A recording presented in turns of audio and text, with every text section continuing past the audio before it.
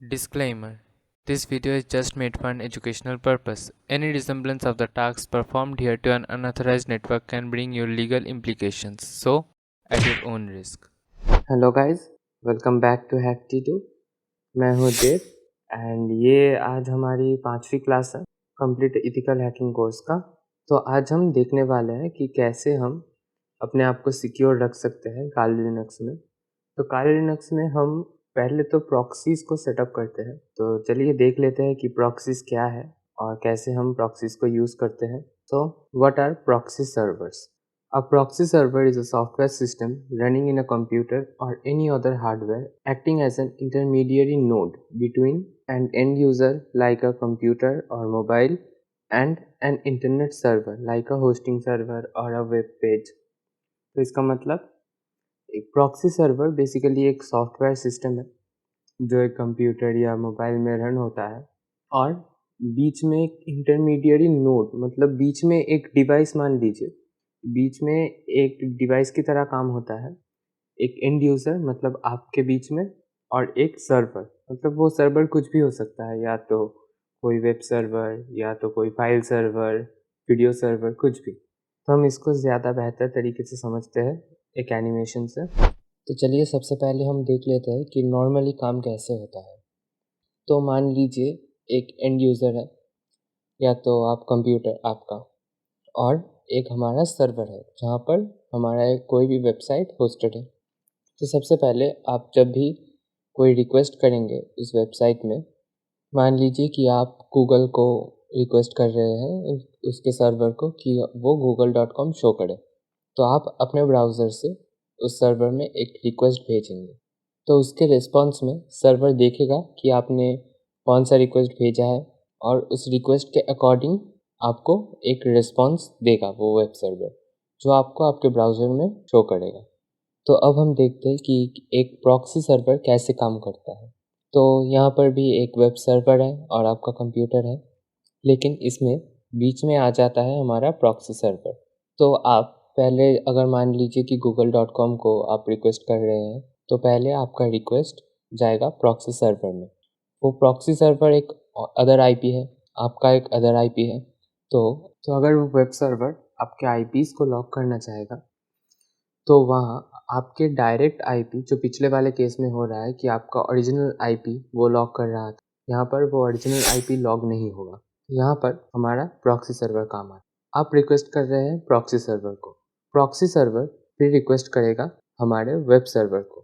तो web server क्या कर रहा है? वेब सर्वर प्रॉक्सी सर्वर का आईपी एड्रेस जो है वो लॉक कर रहा है। और मान लीजिए कि हमारे आईएसपी इंटरनेट सर्विस प्रोवाइडर जो है हमारे, वो भी हमारे एक्टिविटीज़ को लॉक कर रहा है। तो वो लॉक करेगा कि हम प्रॉक्सी सर्वर को रिक्वेस्ट कर रहे हैं। तो हम एक अदर आईपी को रिक्वेस्ट कर रहे हैं, वहाँ से रिक्वेस्ट कहाँ जाता है वो हमारे आईएसपी को मालूम नहीं चलेगा। तो वेब सर्वर हमारे प्रॉक्सी सर्वर से रिक्वेस्ट गेन करता है, उसके अकॉर्डिंग वो रिस्पॉन्स रेडी करता है और वो रिस्पॉन्स भेज देता है हमारे प्रॉक्सी सर्वर। फिर प्रॉक्सी सर्वर में एक अदर आईपी है, उस आईपी से वही रिस्पॉन्स आ जाता है हमारे कंप्यूटर में। तो ऐसे काम करता है हमारा एक प्रॉक्सी सर्वर। फिर मान लीजिए इस केस में हमारे नेटवर्क में एक फ़ोन है, एक कंप्यूटर है, या तो एक लैपटॉप है, मतलब बहुत सारे डिवाइसेस है।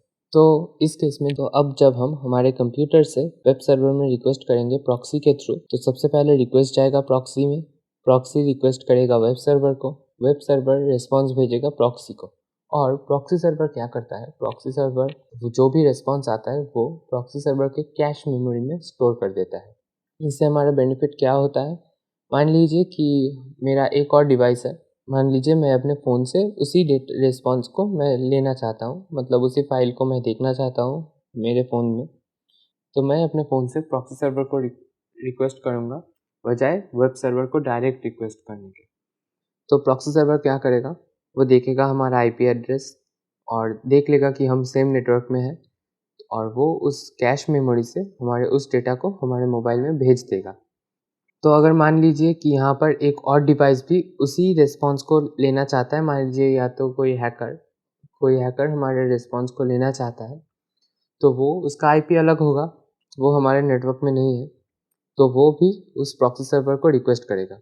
वो प्रॉक्सी सर्वर देखेगा कि ये रिक्वेस्ट वैलिड है कि नहीं, वो आईपी चेक करेगा, और देखेगा कि नेटवर्क से बाहर है ये डिवाइस, तो उसे वो कैश मेमोरी नहीं मिलेगी। मतलब वो डेटा वो उसके कैश मेमोरी से वो एक्सट्रैक्ट नहीं कर पाएगा, और वही डेटा आ जाएगा हमारे वो उस डिवाइस में जो कि हमारे सेम नेटवर्क में है। तो इसी तरह से एक प्रॉक्सी सर्वर काम करता है।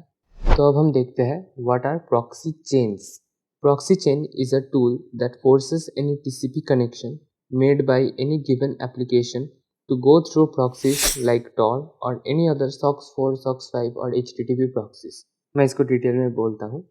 तो प्रॉक्सी क्या करता है? प्रॉक्सी हमारे वेब सर्वर को रिक्वेस्ट करता है, और प्रॉक्सी सिर्फ वर्क करता है हमारे ब्राउज़र में।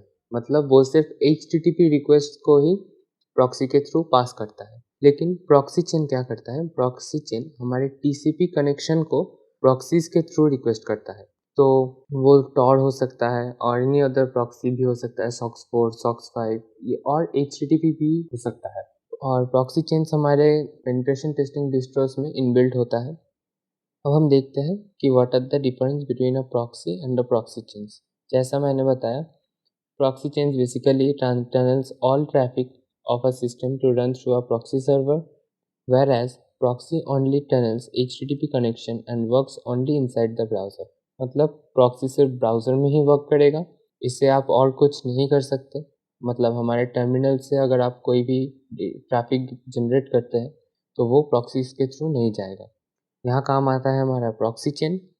तो अगर हम हमारे पेनिट्रेशन टेस्टिंग डिस्ट्रो में, मतलब हमारे काली लिनक्स में, अगर हम प्रॉक्सी चेन को सेटअप कर देते हैं तो हमारे कंप्यूटर से जो भी ट्रैफिक जनरेट होता है वो हमारे प्रॉक्सी सर्वर के थ्रू ही जाएगा।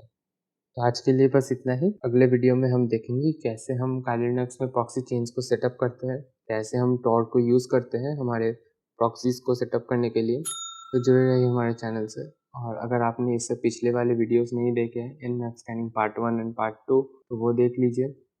पार्ट 3 भी आ गया है, और इस प्लेलिस्ट को बुकमार्क कर लीजिए। अगर वीडियो पसंद आए तो प्लीज़ सब्सक्राइब आवर चैनल। फिर मिलेंगे अगले वीडियो में।